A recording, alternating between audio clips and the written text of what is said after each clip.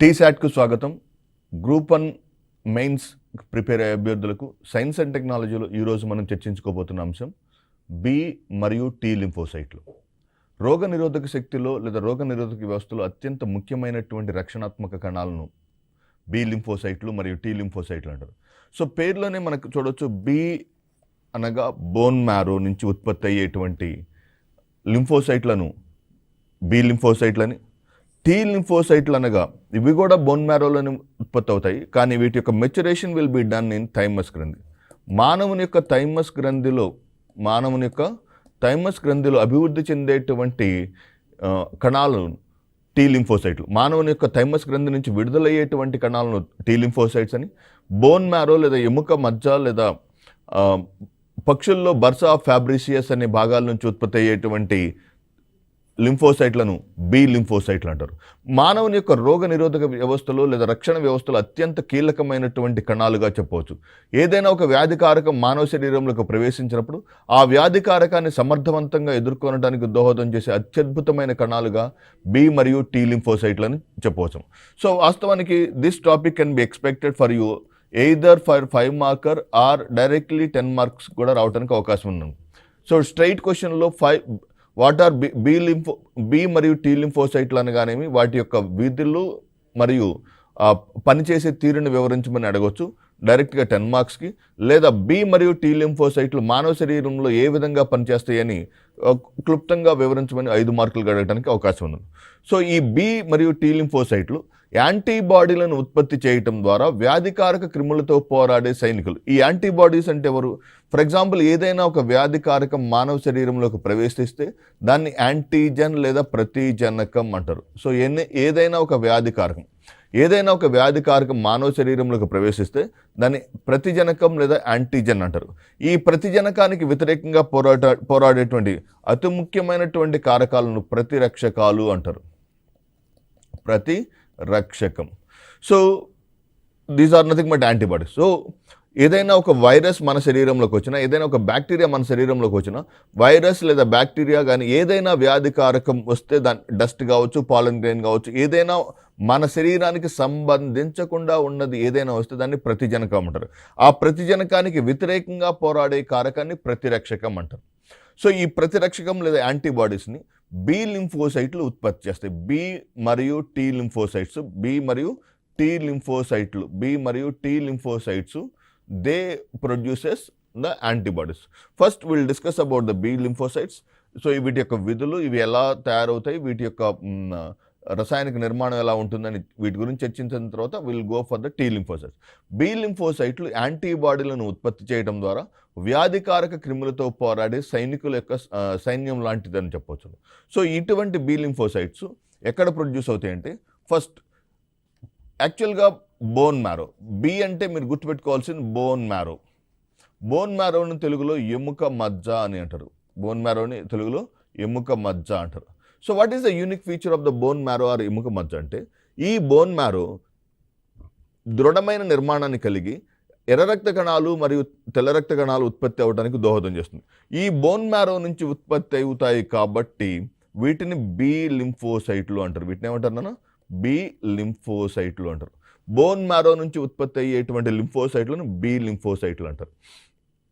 వేరాజ్ in the case of if you look at the T lymphocytes, so B లింఫోసైట్లు ఎప్పుడైతే ఇవి bone మ్యారోలో ఉత్పత్తి అవుతాయో, ఇవి మరి పక్షులను చూసినప్పుడు పక్షుల్లో ఎముక మజ్జ అంత దృఢమైనటువంటి ఎముక మజ్జ లేదా బోన్ మ్యారో ఉండదు. సో పక్షుల్లో సరైనటువంటి లేదా దృఢమైనటువంటి బోన్ మ్యారో ఉండదు కాబట్టి పక్షుల్లో కనిపించే నిర్మాణాన్ని, పక్షులలో తెల్ల రక్త కణాలు బి లింఫోసైట్లను ఉత్పత్తి చేసే భాగాన్ని బర్సా ఫ్యాబ్రిసియస్ అంటారు. సో పక్షులలో బర్సా ఫ్యాబ్రిసియస్ మరియు మానవుల్లో బోన్ మ్యారోలో ఈ బి లింఫోసైట్లు ఉత్పత్తి అవుతాయి కాబట్టి కామన్గా బి అనే అక్షరంతో ఉంటుంది కాబట్టి వీటిని బి లింఫోసైట్లు అంటారు. ఈ లింఫోసైట్లు పక్షుల్లో బర్సా ఫ్యాబ్రిసియస్ మరియు మానవుల్లో మరియు మిగతా క్షీరదాల్లో ఎముక మధ్యలో తయారవుతుంది కాబట్టి వీటిని బి లింఫోసైట్లు అంటారు. సో ఇవి హ్యూమరల్ రోగ నిరోధక శక్తిని తీసుకొస్తుంది. దీన్ని బి లింఫోసైట్లు అంటారు. బి లింఫోసైట్లు బర్సా లేదా ఎముక మజ్జ ఆధారిత కణాలు. బి అనగా బర్సా లేదా బోన్ మ్యారో డిపెండెంట్ సెల్స్ అంటారు. ఎముక మధ్య లేదా బర్సా ఫ్యాబ్రిసియస్లో ఉంటాయి కనుక వీటిని బి కణాలు అంటారు. బి లింఫోసైట్లు అనేవి ఒక రకమైనటువంటి తెల్ల రక్త కణాలు. So there are 3 types of blood cells are of 3 types. One is RBC, number 2 WBC, number 3 platelets. So RBC red blood corpuscles అనేటువంటి ఆర్బీసీలో ప్రధానంగా కేంద్రకం ఉండదు. వెరాజ్ ఇన్ ద కేస్ ఆఫ్ తెల్ల రక్త కణాలు, ఈ ఒక రకమైనటువంటి తెల్ల రక్త కణాలే బి లింఫోసైట్స్ అంటారు. ఓకే, సో బి లింఫోసైట్లు అనేవి they comes under a type called as leucocytes. Okay, so ల్యూకోసైట్లలోని ఒక వర్గాన్ని బి లింఫోసైట్లుగా చెప్తారు. ల్యూకోసైట్లలో బోన్ మ్యారో లేదా బర్సా నుంచి ఉత్పత్తి అవుతాయి కాబట్టి వీటిని బోన్ మ్యారో లింఫోసైట్స్ లేదా బర్సా లింఫోసైట్లు అంటారు. మొత్తం వైట్ బ్లడ్ సెల్స్లో మొత్తం లింఫోసైట్ జనాభాలో ఈ B lymphocytes occupy 23% of the population. So the total population of these particular B lymphocytes, మొత్తం లింఫోసైట్లలో బి లింఫోసైట్ల యొక్క population is just 23%. So what about the very important feature about the B lymphocytes? B lymphocytes will be having one single nucleus. So jagrata. So what is the how many nuclei it is possessing? One nucleus. Okay, B lymphocytes contain one nucleus and non-granular. So వీటి లోపల ఎటువంటి కణితులు లాంటి నిర్మాణాలు లేదా granules are absent అనమాట. So ప్లెయిన్గా ఉంటుంది. So దీంట్లో ఉన్నటువంటి కణద్రవ్యంలో ఎటువంటి గరుకు పదార్థాలు లేకుండా నాన్ గ్రాన్యులర్గా ఉంటాయి. మరియు ఇవి పెద్ద కేంద్రకాన్ని కలిగి ఉంటాయి. ఫర్ ఎగ్జాంపుల్ ఇది కణం అనుకుందాం. Okay, B lymphocytes. ఈ బి లింఫోసైట్స్ యొక్క కేంద్రకం కూడా పెద్ద కేంద్రకం ఉంటుంది. మరియు కణద్రవ్యం చాలా తక్కువ మోతాదులో ఉంటుంది. సో ఎప్పుడైతే కణంలో కేంద్రకం ఎక్కువ శాతం ఆక్రమిస్తుందో, కణంలో కేంద్రకం ఎక్కువ శాతాన్ని ఆక్రమించడం వల్ల సో కణద్రవ్యం యొక్క వాల్యూమ్ తగ్గుతుంది. So I hope you understand the concept. కణద్రవ్యం తక్కువ ఉంటుంది. ఓకే, ఫర్ ఎగ్జాంపుల్ మీరు ఇంకొక ఎగ్జాంపుల్ చూడాలనుకుంటే, for example if you look at the RBC B lymphocytes with small nucleus, చిన్న కేంద్రకాన్ని కలిగినటువంటి బి లింఫోసైట్స్ చూస్తే, చిన్న కేంద్రకాన్ని కలిగినటువంటి బి లింఫోసైట్లలో కణద్రవ్యం ఎక్కువగా ఉంటుంది. వాట్ ఈస్ కణద్రవ్యం? కణంలో ఉన్నటువంటి ద్రవరూప పదార్థాన్ని కణద్రవ్యం అంటారు. సో చిన్న కేంద్రకం ఉంటే ఎక్కువ కణద్రవ్యం ఉంటుంది, పెద్ద కేంద్రకం ఉంటుంది కాబట్టి తక్కువ కణద్రవ్యం ఉంటుంది. సో బి లింఫోసైట్స్ పెద్ద కేంద్రకాన్ని కలిగి మరియు కణద్రవ్యాన్నిచ్చే అంచు భాగంలో చాలా తక్కువ వాల్యూమ్లో కలిగి ఉంటాయి. సో లింఫోసైట్లు ఏం చేస్తాయి అంటే ఇవి ప్రతిరోధకాలను ఉత్పత్తి చేస్తాయి. సో దే ప్రొడ్యూసెస్ యాంటీబాడీస్ మరియు హ్యూమోరల్ రోగ నిరోధక శక్తిని తీసుకొస్తుంది. సో ఎప్పుడైతే ఎముక మధ్య నుంచి ఉత్పత్తి అవుతాయో కాబట్టి వీటిని బోన్ మ్యారో లింఫోసైట్స్ అని, ఇవి బర్సా ఫ్యాబ్రిసియస్ నుంచి ఉత్పత్తి అవుతాయి కాబట్టి బోన్ మ్యారో లింఫోసైట్స్ అని, and they belongs to one type of white blood cells కాబట్టి they are consider as one type of leukocytes.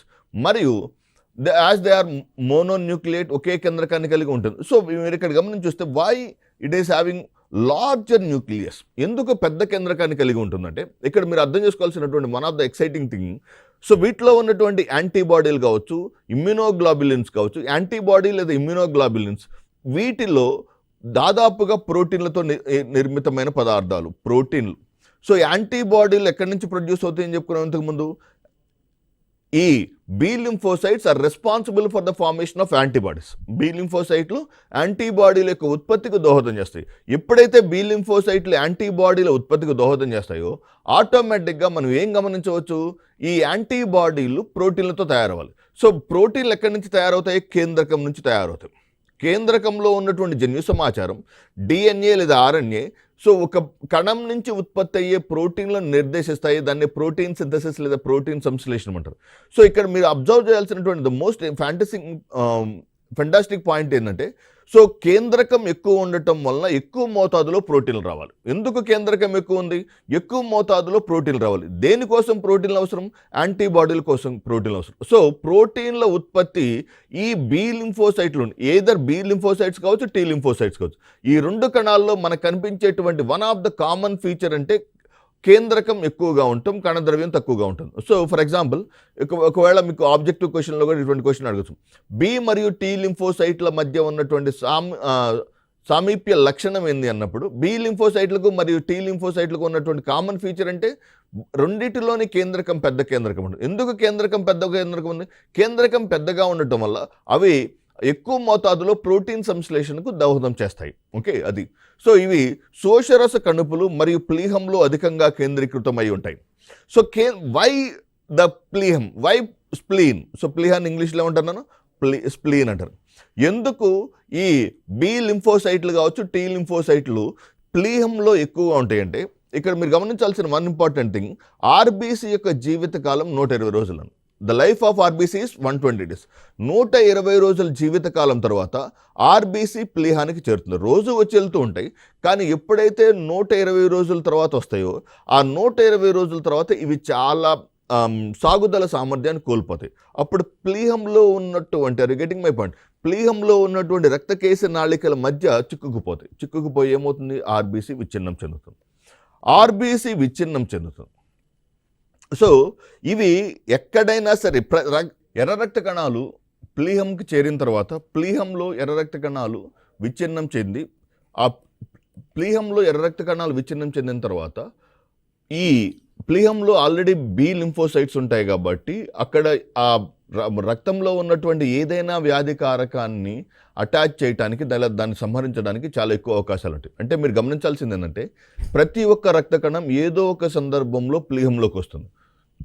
కనుక బి లింఫోసైట్స్ మరియు టీ లింఫోసైట్స్ ప్లీహం దగ్గర కాపుగాసి ఉంటే కంపల్సరిగా రక్తంలోకి ప్రవేశించిన వ్యాధి కారకం, అది బ్యాక్టీరియా కావచ్చు, వైరస్ కావచ్చు, డస్ట్ కావచ్చు, ఏదైనా వ్యాధి కారకం, ఆ వచ్చినటువంటి వ్యాధి కారకం చంపటానికి, ఆ వచ్చినటువంటి వ్యాధి కారకాన్ని సంహరించడానికి ఈ బి మరియు టీ లింఫోసైట్లు చాలా సమర్థవంతంగా పనిచేస్తాయి. కాబట్టి ఎక్కడ ఉండాలి? ఇవి ప్లీహంలో ఉండాలి. ఎందుకు ప్లీహం ఉండాలి? ప్రతిరోజు ప్రతి ఒక్క రక్త కణం ఏదో ఒక సందర్భంలో తప్పనిసరిగా సందర్శించాల్సిన మానవ శరీరంలోని భాగం ప్లీహం కాబట్టి. సో ఎప్పుడైతే ఇవి ప్లీహానికి వస్తాయో, ప్లీహం దగ్గర ఈ బి లింఫోసైట్స్ ఉండి వాటిని సంహరించడానికి దోహదం చేస్తాయి. అందువల్లనే బి లింఫోసైట్స్ శోషరస కణుపులు మరియు ప్లీహంలో అధికంగా కేంద్రీకృతమై ఉంటాయి. అవి ఎముక మధ్య యొక్క హెమటోపాయిటిక్ మూలకణాల నుంచి తీసుకోబడతాయి. సో ఎముక మధ్యలోనే పరిపక్వతం చెందుతాయి. So production of B lymphocytes, వీటి యొక్క తయారీ, బి లింఫోసైట్ల యొక్క తయారీ ఎక్కడ జరుగుతుందంటే ఎముక మధ్యలో జరుగుతుంది. సో ఈ బి లింఫోసైట్లను తయారు చేసేటువంటి కణాలను హెమటోపాయిటిక్ స్టెమ్ సెల్స్ అంటారు. They are called as what? Hematopoietic stem cells. So B lymphocytes ఎముక మధ్యలో తయారవుతాయి కాబట్టి ఎముక మధ్యలో తయారయ్యేటువంటి ఈ బి లింఫోసైట్స్ ప్రత్యేకంగా ఒక హెమటోపాయిటిక్ స్టెమ్ సెల్స్ అనే మూలకణాల ద్వారా తయారవుతాయి. ఇవి ఎముక మధ్యలో తయారవుతాయి, మరి ఎముక మధ్యలోనే మెచ్యూరేషన్ లేదా పరిపక్వతం చెందటం గమనించవచ్చు. So B lymphocytes are mononucleate, non granular న్యూక్లియోసైట్లు. ఇవి పెద్ద కేంద్రకాన్ని మరియు కణద్రవ్యాన్ని తక్కువ కలిగి ఉంటాయి. సో ఇవి రక్తం మరియు శోషరసనాళాల్లో కనిపిస్తాయి. They are present in both blood as well as in శోషరసనాళాల్లో కూడా కనిపిస్తాయి. అవి శోషరస కణుపులు మరియు శోషరస కణుపులు అంటే లింఫాటిక్ సిస్టమ్ అంటారు. సో లింఫాటిక్ సిస్టమ్, ఓకే, కణుపులు మరియు ప్లీహంలు అధికంగా కేంద్రీకృతమై ఉంటాయి. అవి ఎముక మధ్య యొక్క హెమటోపాయిటిక్ మూలకణాల నుంచి తీసుకోబడతాయి మరియు ఎముక మధ్యలోనే పరిపక్వతం చెందుతాయి. They will mature at bone marrow and they produces at bone marrow. And పక్షులలో బి లింఫోసైట్లు ఎముక మధ్య యొక్క హెమటోపాయిటిక్ మూలకణాల నుంచి తీసుకోబడతాయి. పక్షుల్లో కూడా బి లింఫోసైట్స్ ప్రొడ్యూస్ అయ్యేటువంటి ఆర్గాన్ ఏమని చెప్పుకున్నాం? బర్సా ఆఫ్ ఫ్యాబ్రిసియస్ అని చెప్పుకున్నాం కదా, బర్సా ఆఫ్ ఫ్యాబ్రిసియస్.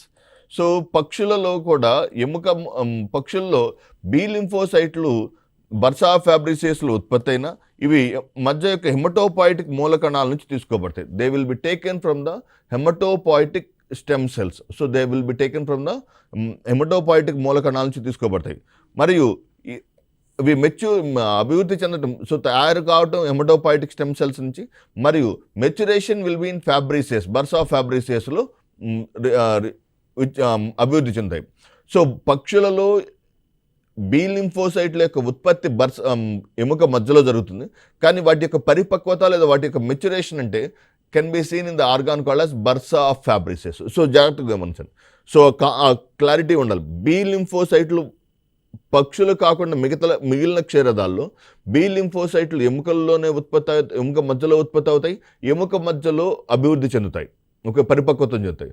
వెరాజ్ in the case of B లింఫోసైట్లు పక్షులలో ఎముక మధ్యలో ఉత్పత్తి అయ్యి బర్సా ఫ్యాబ్రిసియస్లో పరిపక్వతం చెందుతాం గమనించవచ్చు. సో ఫ్యాబ్రిసియస్ యొక్క బర్సాలు పరిపక్వతం చెందుతాయి. బి కటం యొక్క బి సెల్ యొక్క ఉపరితలంపై బి లింఫోసైట్ల యొక్క ఉపరితలంపై we can see the presence of a B cell receptors అంటారు. So for example if you look at the B cell like this, B cell, B lymphocyte, దీని లోపల పెద్ద కేంద్రకం ఉంటుందని చెప్పుకున్నాం. సో ఈ బి లింఫోసైట్ యొక్క ఉపరితలంపై మనకి ఏం కనపడతాయి అంటే బి లింఫోసైట్ యొక్క ఉపరితలంపై బీసీఆర్లు కనపడతాయి. BCR stands for what? B cell receptors. BCR stands for B cell receptors.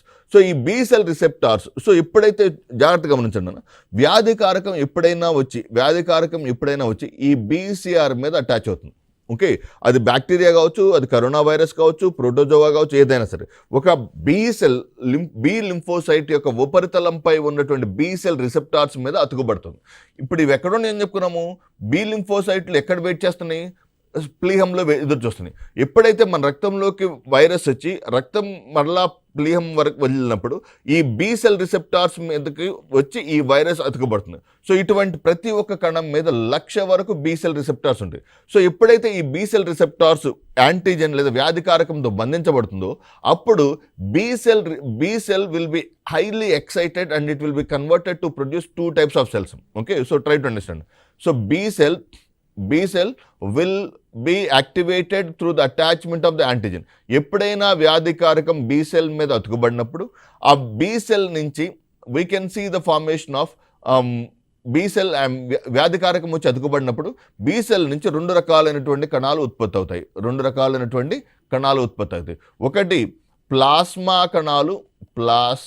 కణాలు గుర్తుపెట్టుకున్నాను. ఇది బి సెల్స్ యొక్క చాలా ఉత్కృష్టమైన చర్య, అంటే చాలా అత్యద్భుతమైన చర్య. ఏంటంటే ఎప్పుడైతే వ్యాధికారకం వచ్చి బి సెల్ మీద అతుకబడుతుందో తప్పనిసరిగా ఆ సందర్భంలో బి సెల్ చైతన్యవంతమై బి సెల్ నుంచి 2 రకాలైనటువంటి కణాలు ఉత్పత్తి అవుతాయి. ఒకటి ప్లాస్మా కణాలు, 2 మెమరీ బి కణాలు. ప్లాస్మా కణాలు మరియు మెమరీ బి కణాలు.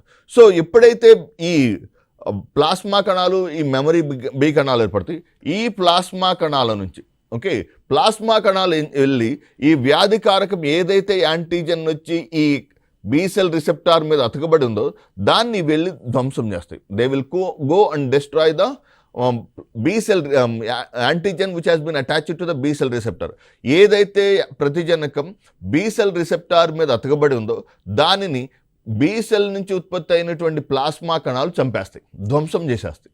నెక్స్ట్ ఈ మెమరీ బి కణాలు ఏం చేస్తాయి అంటే they will try to have the memory of that particular B cells. They will be having the memory of the B cells. So వ్యాధికారకాన్ని గుర్తుపెట్టుకోండి. సో ఈ యాంటీజెన్ ఎవరు చంపేస్తున్నారు? ప్లాస్మా కణాలు చంపేస్తున్నాయి. మెమరీ బి కణాలు ఏం చేస్తున్నాయి? ఈ వ్యాధికారకాన్ని గుర్తుపెట్టుకోండి. So they will try to save it in there flash memory. So శాశ్వతంగా వాటిని మెమరీ అంటే జ్ఞాపకం. సో ఎలా జ్ఞాపకం పెట్టుకుంటాయి? ఎప్పుడైతే అవి ఈ మెమరీ బి కణాలు ఆ వ్యాధికారకాన్ని గుర్తుపెట్టుకుంటే ఇక భవిష్యత్తులో ఎప్పుడైనా ఆ వ్యాధికారకం మానవ శరీరంలోకి వస్తాయి, ఈ మెమరీ కణాలు వాటి మీద ధ్వంసం చేయడానికి ట్రై చేస్తుంటాయి. సో బి లింఫోసైట్ల మీద వ్యాధికారకం వచ్చి అటాచ్ అవుతుంది. ఎక్కడ అటాచ్ అవుతుంది? బీసీఆర్ మీద అటాచ్ అవుతుంది. బీసీఆర్ అనగానేమి? B cell receptor. బీసీఆర్ అనగా బి సెల్ రిసెప్టర్. ఎప్పుడైతే బి సెల్ రిసెప్టార్ మీదకి వ్యాధికారకం వచ్చి అటాచ్ అయిందో ఆటోమేటిక్గా ఈ memory B cells B lymphocyte నుంచి ప్లాస్మా కణాలు మరియు మెమరీ బి కణాలు వస్తాయి. ఈ ప్లాస్మా కణాలు ఏమో బి లింఫోసైట్ వ్యాధికారకాన్ని చంపేస్తున్నాయి. మెమరీ బి కణాలు వెళ్ళి ఈ వ్యాధికారకాన్ని గుర్తించుకుంటాయి. సో 1,00,000 వరకు ఉన్నటువంటి బి సెల్ రిసెప్టార్లు బీసీఆర్ యాంటీజెన్తో బంధించబడినప్పుడు బి సెల్ చైతన్యం అవుతుంది. సో సక్రియం చేయబడిన బీకను దాని ద్వారా ఉత్పత్తి అయినటువంటి బీకను ఏం చేస్తుందంటే ప్లాస్మా కణాలు మరియు బి కణాలుగా ఉత్పత్తి అవుతుంది. ప్లాస్మా కణాలు యాంటీబాడీలను ఉత్పత్తి చేస్తాయి. ఆ యాంటీబాడీలు వెళ్ళి ఆ యాంటీబాడీలు వెళ్ళి వ్యాధికారకాన్ని చంపేస్తాయి. మెమరీ బి కణాలు సెకండరీ ఇమ్యూనిటీని ప్రేరేపిస్తాయి. అంటే సెకండరీ ఇమ్యూనిటీ అంటే ఏంది? సో ఎప్పుడైనా ఆ వ్యాధికారకం మానవ శరీరంలోకి మరొకసారి వచ్చినప్పుడు వాటిని గుర్తించుకోవడానికి ట్రై చేస్తుంది. సో ఇలా బి సెల్స్లో 6 రకాలు ఉన్నాయి. నెంబర్ 1 ప్లాస్మా కణాలు, number 2 B cells, number 3 AB1 cells మరియు B2 సెల్స్ అని ప్రధానంగా కనిపించేటువంటి 4. Number 4 B1 cells, B2 cells, next MZB cells, marginal zone B cells and FOB cells, 4B cells అని కూడా ఉంటుంది, ఫాలిక్యులర్ బి సెల్స్. సో ఇవి 6 రకాలైనటువంటి బి లింఫోసైట్లు. బి లింఫోసైట్లు ప్రధానంగా 6 రకాలు ఉంటాయి. What are the 6 types of B lymphocytes? 6 types of B lymphocytes are nothing but number 1 we can say plasma కణాలు. ఏం చేస్తాయని చెప్పుకున్నాం? యాంటీబాడీలను ఉత్పత్తి చేసి యాంటీబాడీలు వెళ్ళి ప్రతిజనకాన్ని చంపేటువంటి సామర్థ్యం కలిగినవి ప్లాస్మా కణాలు. మెమరీ బి సెల్స్ ఏం చేస్తాయి? వ్యాధికారకాన్ని గుర్తించుకుంటాయి.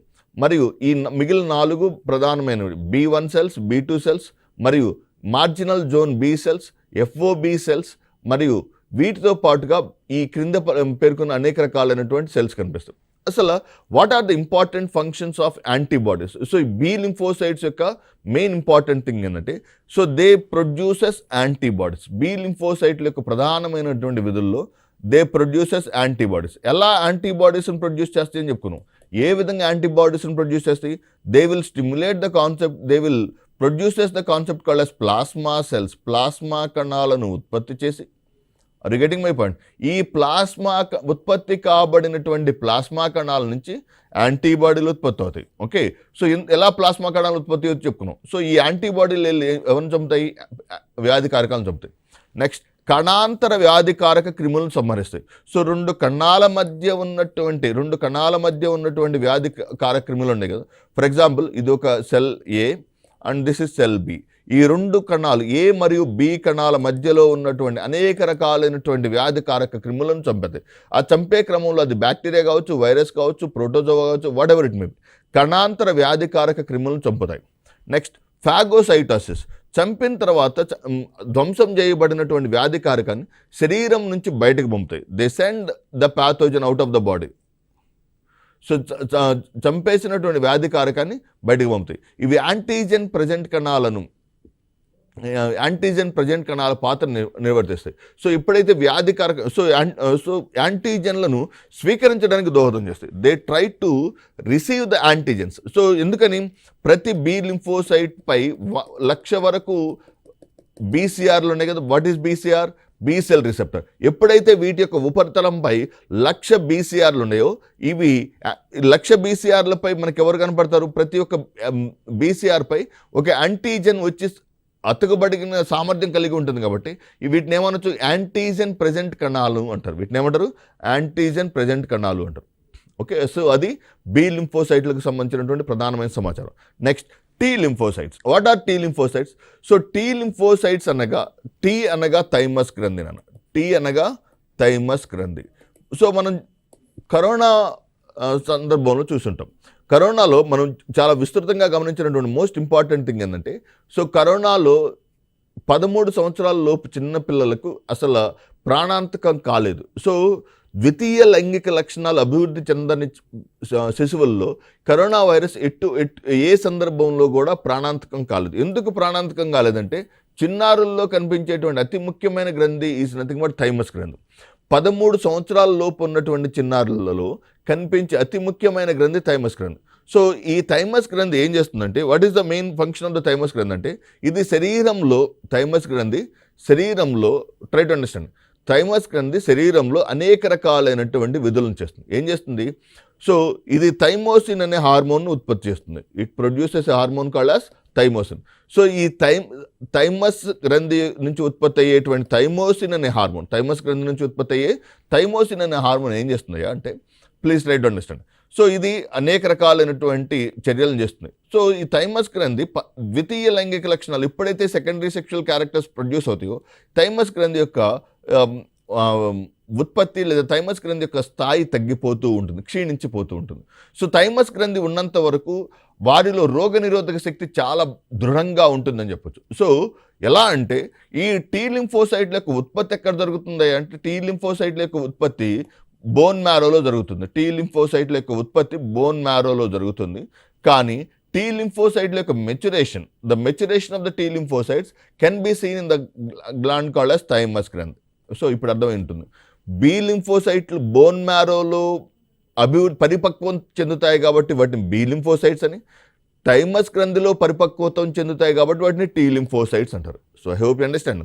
బోన్ మ్యారోలో మెచ్యూరేషన్ అవుతాయి కాబట్టి వాటిని బి లింఫోసైట్స్, థైమస్ గ్రంథిలో మెచ్యూర్ అవుతాయి కాబట్టి వాటిని టీ లింఫోసైట్స్ అంటారు. సెకండ్ ఇంపార్టెంట్ థింగ్ ఏంటంటే బి మరియు టీ లింఫోసైట్లలో ఉన్నటువంటి కామన్ ఫీచర్ రెండూ కూడా బోన్ మ్యారోలోనే తయారవుతాయి. పరిపక్వత వచ్చి బి లింఫోసైట్స్ బోన్ మ్యారోలోను, టీ లింఫోసైట్స్ థైమస్ గ్రంథిలోను తరుగుతాయి.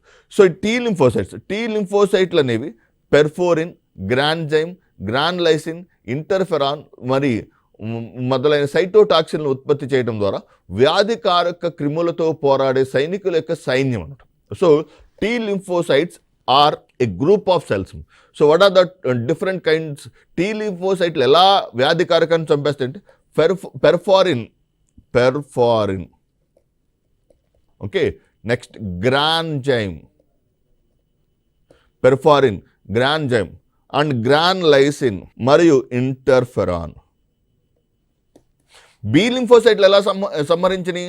ప్లాస్మా కణాలు, మెమరీ బి కణాల ద్వారా సంహరించినాయి కదా. కానీ టీ లింఫోసైట్లు వ్యాధికారకాన్ని ఎలా సంహరిస్తున్నాయి అంటే పెర్ఫోరిన్, గ్రాన్జైమ్, గ్రాన్లైసిన్ మరియు ఇంటర్ఫెరాన్ అనే సైటోటాక్సిన్లను ఉత్పత్తి చేయడం ద్వారా వ్యాధికారక క్రిములను చంపుతాయి.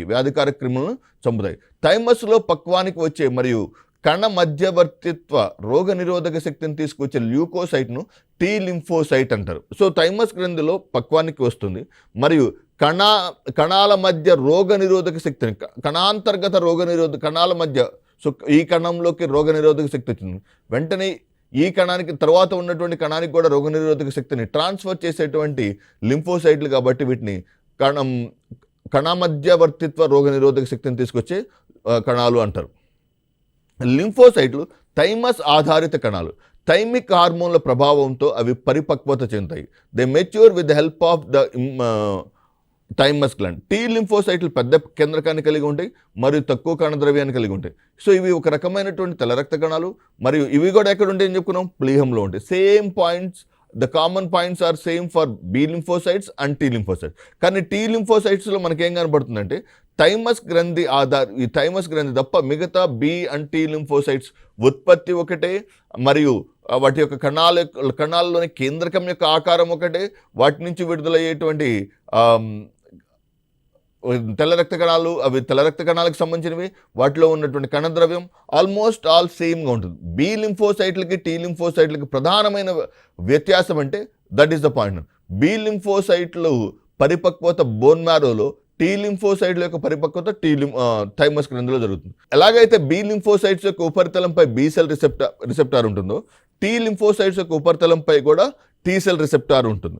సో టీసీఆర్ ఆధారంగా T cells are of 2 types.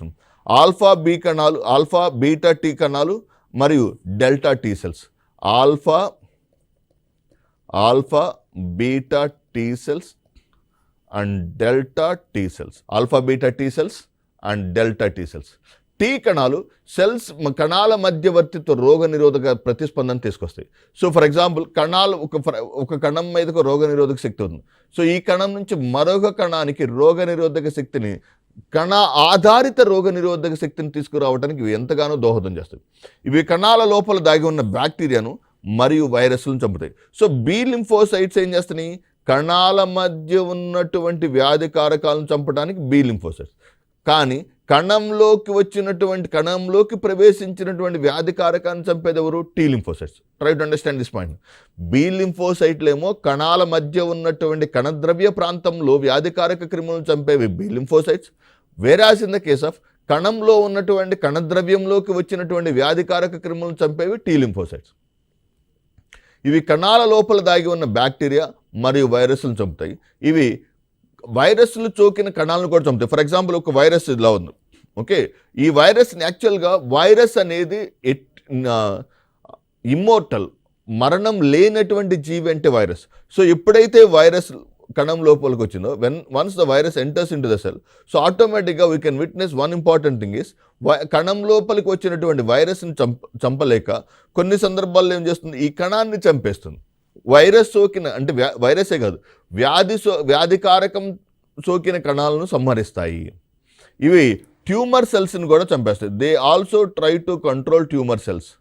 క్యాన్సర్కి కారణమైనటువంటి ట్యూమర్ సెల్స్ను చంపేస్తాయి. ఇవి టీ కణాలు అంటుకట్టడంను, సో దే ఫర్ ఎగ్జాంపుల్ ఒక టిష్యూ గ్రాఫ్టింగ్ అంటారు, tissue grafting. So for example ఒక వ్యక్తికి ఆర్గాన్ ట్రాన్స్ప్లాంటేషన్ చేశారు, కాలేయం వేరొక వ్యక్తి యొక్క కాలేయాన్ని మరొక వ్యక్తితో అటాచ్ చేసినప్పుడు, కానీ ఒక వ్యక్తి యొక్క లివర్ని కిడ్నీని ట్రాన్స్ఫర్ చేసినప్పుడు అక్కడ ఇమ్యూనలాజికల్ రియాక్షన్ జరుగుతుంది. వాటిని ఏమంటారు, tissue grafting. Tissue grafting is also being recognised by this one. Free floating యాంటీజెన్లను గుర్తించు, కానీ అవి కణాల ఉపరితలం పైన ఉన్నటువంటి యాంటీజెన్లని గుర్తిస్తాయి. కణద్రవ్యంలో రెండు కణాల మధ్య వాటిని గుర్తించు, కానీ కణంపై ఉన్నటువంటి వాటిని మాత్రమే గుర్తిస్తాయి. ఈ విధంగా టీ లింఫోసైట్స్, బి మరియు టీ లింఫోసైట్స్ ఎంతగానో మానవుని యొక్క రోగనిరోధక శక్తికి దోహదం చేస్తాయని చెప్పవచ్చు. దీనికి సంబంధించినటువంటి మరింత సమాచారం తరువాత ఎపిసోడ్లో కొనసాగిస్తుంది.